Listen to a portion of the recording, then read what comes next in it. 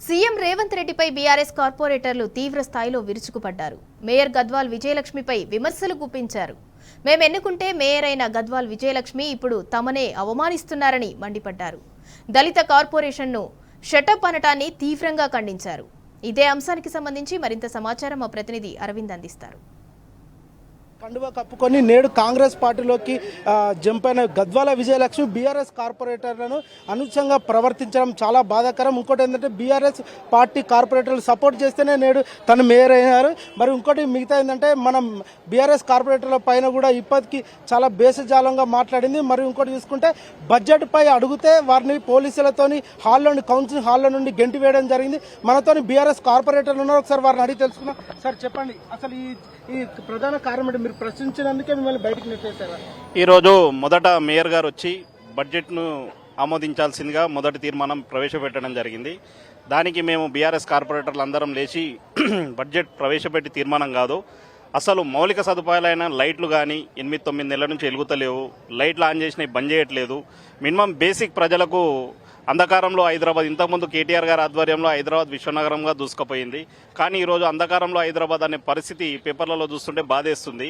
దీన్ని ఫస్ట్ సమస్యగా పరిష్కరించండి. అదేవిధంగా ఈ 9-10 నెలల కాలం నుంచి, సంవత్సర కాలం నుంచి ఒక్క రూపాయి నిధులిచ్చిన పాపాన పోలేదు. ఎప్పుడు నిధులు అడిగినా కానీ బడ్జెట్ లేదని అధికారులు దాటవేస్తున్న ధోరణిలో పోతారు.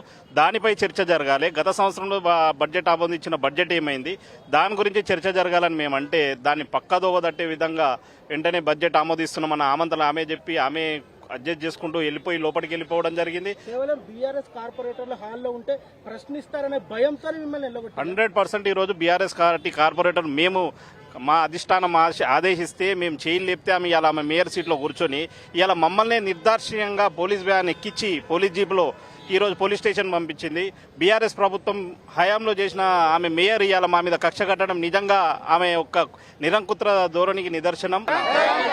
కేవలం మిమ్మల్ని ఒక మేయర్ గారు సెటప్ అనడం మీరు ఇంతవరకు మేము చాలా ఖండిస్తున్నామండి. ఒక ఎస్సీ మహిళ, దళిత మహిళగా మేము ఈ రోజు అందరం బీఆర్ఎస్ కార్పొరేటర్ల ద్వారానే గెలిచిందామె మేడం గారు. గెలిచినాక మేమందరము ఒప్పుకుంటేనే మేయర్గా కూర్చున్నది. ఈ నిన్న స్టేట్మెంట్ ఇచ్చినప్పుడు కూడా మేయర్ గారు ఏమన్నారంటే ఎమ్మెల్యేలు నాకు ఇయ్యకనే నేను కాంగ్రెస్ పార్టీలకి వెళ్ళినాను. ఒక సీనియర్ కార్యకర్తగా మీ డాడీ పని చేసినందుకే మీకు ఒక మేయర్గా పోస్ట్ ఇచ్చారు. మీకు ఆ పోస్ట్ ఇచ్చినందుకు ఆ విలువ పెట్టుకోక మీరు ఉసురు వెళ్లి రంగు మార్చినట్టు మీరు రంగులు మార్చి వేరే పార్టీలకు పోయి ఈ రోజు మా మీద తదంగం చూపించడం కాదు. మేము ఈ రోజు పబ్లిక్ గురించి వచ్చినాం, పబ్లిక్ సమస్యల గురించి వచ్చినాము.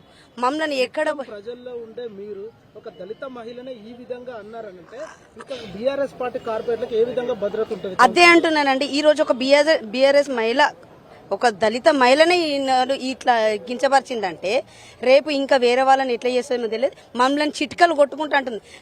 రేపు మీకు ఏం డెవలప్మెంట్స్ కి మేము ఈ శాంక్షనింగ్ ఇవ్వము, మీరు ఏం చేస్తారో చేసుకోండి, మిమ్మల్ని వీడికి మేము నూకిపిచ్చేస్తాము, మేము పోలీసు వాళ్ళని పిలిపిస్తాము. షెట్టప్ సునీత షెట్టప్ అని అంటుంది. దేనికి షెట్టప్? ఈ రోజు మేము మిమ్మల్ని ఆడ గద్ద మీద కూర్చున్నందుకు మమ్మల్ని షెట్టప్ అని అంటారా? మీకు అంత కళ్ళు నెత్తి మీదకి వచ్చినాక మీరు కేవలం ఈ రోజు బడ్జెట్ గురించి దేనికి మాట్లాడతారండి? ఏం బడ్జెట్లు ఇచ్చిరండి? ఇప్పుడు 1 ఇయర్ నుంచి ఏం బడ్జెట్ ఇచ్చిర్రు? 6 హామీలు ఇయ్యనికి చేత కాకుంటే కూడా ఒక 6-7 మంత్స్ నుంచి స్ట్రీట్ లైట్స్ గతి లేవు. అక్కడ స్ట్రీట్ లైట్స్ లేవు. వాళ్ళకు శానిటైజింగ్ వాళ్ళ కాంట్రాక్టర్లు ఏం చెప్తున్నారంట, మీరు చీపురు కట్టలు కూడా కొనుక్కోండి అని చెప్తున్నారంట. ఇంత దౌర్జన్యమైన గవర్నమెంట్ ఎక్కడ లేదు. సిబ్బందికి గానీ మరియు అక్కడ ఉండే లోపల ఉండే ఎంప్లాయీస్ కానీ జీతాలు లేక డివిజన్ లో ఎక్కడిదక్కడ చెత్త పేరుకపోయి ఏమనంటే శానిటేషన్ వర్క్స్ మాకు బిల్స్ రాలేదని ఇప్పటికీ చెప్తున్నారు. దానికి మీరు డివిజన్ కార్పొరేటర్ ఏమంటారు? బిల్స్ రాలేవంటున్నారు కదా. మాకు ఈ రోజు ఏమంటున్నారంటే మీ కేసీఆర్ సార్ అప్పులు చేసిపోయిందని అంటున్నారు. అప్పులు చేసిపోతే రిజన్ ఇచ్చేయమని చెప్పండి. వాళ్ళకి చేత కాకపోతే 10 ఏళ్ళు కాకపోతే ఇప్పుడు 20 ఏళ్ళు కాదు 50 ఏళ్ళు కూడా మేమే ఉంటాము. వాళ్ళకు చేత కాక ఈ మాటలు మాట్లాడుతున్నారే కానీ కేవలం ఈ రోజు బీజేపీ వాళ్ళు, కాంగ్రెస్ వాళ్ళు కుట్రతోటి మమ్మల్ని బయటికి పంపించి వాళ్ళు సమావేశం చేసుకుంటుర్రు. బీజేపీ వాళ్ళు కూడా ఏం తక్కువ లేరండి. ఈ రోజు మోడీ గారు అదాని చేతిలో పెట్టి రైల్వే మొత్తం ఛాయ అమ్ముకున్నట్టు ఆయన ఎట్లా అమ్ముకున్నాడో ఈ రోజు మా రైల్వే, మాకు మెట్టుగూడ డివిజన్ లా 60% రైల్వేనే ఉంది సికింద్రాబాద్ లో. ఆ 60% రైల్వే కూడా అమ్ముకుంటున్నాడు. చర్చిలని చర్చిలని కానీ మసీద్లని కానీ మన టెంపుల్స్ అన్ని టెంపుల్స్ని కానీ స్కూళ్ళని కానీ అన్ని తీసేసి మొత్తం అందరికి డెమాలిషన్ పేపర్లు పంపించి అదాని అమ్ముకుంటున్నాడు, అదానికి పైసలు లేదని మోడీ గారు చేతిలో పెట్టిరు. కాబట్టి మేము చాలా ఖండిస్తున్నాం బీజేపీ వాళ్ళం కూడా. ప్రభుత్వానికి మేయర్ గారికి మీరు ఏం చెప్పాలనుకుంటున్నారు? మేయర్ గారికి మేము కంపల్సరీ మాకు సారీ చెప్పేదాకా ఊకోను.